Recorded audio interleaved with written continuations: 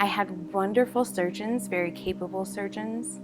I really think about, when God created them, when He knit them together, I know that He said, I have to make these hands special because these hands are going to save Lindsey one day. Hi, my name's Lindsey Duncan, and this is my story. I was 30 years old when I was diagnosed with cancer.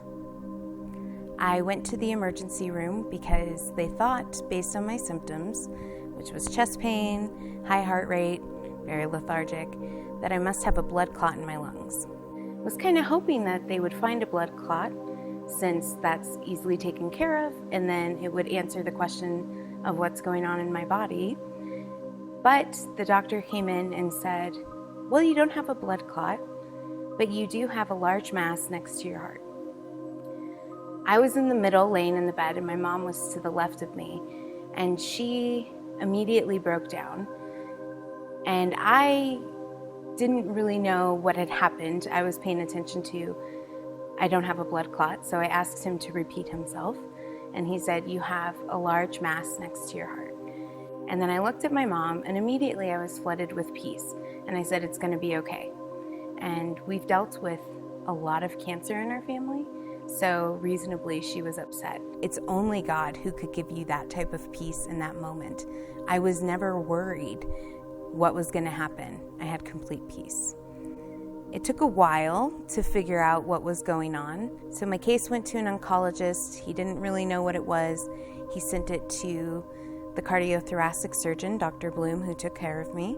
And Dr. Bloom said, oh, this is thymoma, which is cancer of the thymus gland, which most people don't know that we have. So we knew that it was thymoma. Now what do we do with it? They wanted to try chemotherapy to see, they originally told me to see if it would shrink the mass. They later told me it was to see if this chemo treatment would be effective. And we find out that it wasn't. They have no idea what else to try, but they at least know that that one's not going to work. But I did 2 rounds of that, and then the surgeon said, okay, I'll go ahead with the surgery. And he had done a VATS, which goes in at your side to take out all the nodules that were around my lung. And he had peeked at the tumor, and he didn't think it was attached to anything. He thought it was just the thymus gland sitting there. And through CT imaging, the thought from all the doctors was that it wasn't attached, and that this was going to be, that's a good prognosis, that we're going in and we have to open your chest, just like an open heart surgery, but it'll be fairly simple. Well, I go in for the surgery, and once they get me open, the surgeons, there were 3 of them there, all looked inside and said, oh, it is connected. The tumor was actually growing into the vein. It was inside the vein, which is surprising. So they had to figure out a way to bypass my heart so I could have blood flow. And they did. They put a shunt into my right atrium. The cardiologist that was there said, let me just devise a shunt. This will be good. Totally God working there, because it worked really well and it was on the fly. And so they take that part out as much as they can, and then they patch it. And they think we're hunky-dory, and things went well. It went longer, but everything's great. So I go back and I'm in ICU in recovery, and I can't breathe. So the right side of my diaphragm was not functioning, and it still doesn't function at all. Right after the surgery, I couldn't catch my breath. And, I told my mom something's wrong, and the doctors come in and they're like, okay, she's headed towards a crisis. And it was this conversation between the doctors of, do we need to trach her or not? And for my surgeon, he's like, that's the last route. And it certainly scared my mom too, because it's often assumed, at least, that if somebody's trached, it's going to be forever. But at that point, I even said, my surgeons, I can vividly remember them talking on either side of me, and I reached up and I grabbed him and said, just trach me. And he said he's never had someone ask him to trach him before. But clearly, I understood that I just wanted to breathe. So they did go through with the trach, and things got better after that.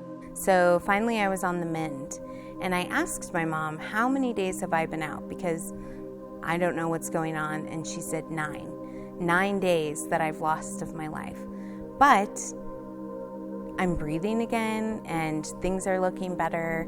I'm making progress. And for me, that's such a testament to God that He gave these doctors the wisdom to know what to do.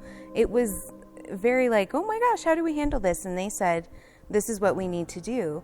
And they had the skilled hands that my scars are not extensive because they had good hands. This is all evidence to me that God is our great physician, and He was certainly at work with me.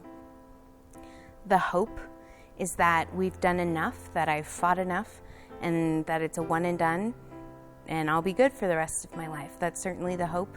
With anything that's stage 4, it's very likely for it to come back. They can't make any guarantees, but I fought pretty hard, and I'm really hoping that that was it. And the clarity that came with this, I didn't want to get lost, and I said, whether it's by my life or my death, I want this to be a testament to God. And I said that from the very beginning. Months I felt at peace knowing that as long as this pointed to God, I was happy with it. And God said, oh, it's going to be by your life that you are going to point to me. And when you look at things, it's certainly evidenced how awesome our God is. And knowing in January when I found out that I had this tumor, He was not surprised. He knew about it. And through this process, I really look at God's providence in the little things that take place. I was a teacher. I had the dream year. I thought teaching is going to be my life. Things went wrong and I'm no longer a teacher, but God gave me the perfect year. After that, I went to grad school. It was a dream of mine, always to go to grad school. I worked really, really hard, which is pretty awesome to look back at. Met 2 of my best friends. Really cool that God allowed me to go to grad school. And then I had these skills that really came into play. So after I graduated with my master's, I tried teaching again, and that door shut very, very firmly. And so across the country, out my resumes went, and I was hearing nothing back. And my mom said, well, let's look for Christian companies here in Colorado Springs. And I was like, okay. And ACSI, Association of Christian Schools International, they were hiring for a copy editor. The skills that I had mastered during my master's program were perfect for this job. I got the interview and I was hired. And being at that job allowed me to have this perfect time to have my cancer battle. And that may sound weird, but they said I had it for 10 years. And yet God was like, well, we're gonna wait to fight it until now. And why? It's because I'm at this awesome job full of Christians who were praying for me, full of people who were empathizing with me and caring about me as a person, not just their bottom line. They've been praying for me. They've been fighting for me.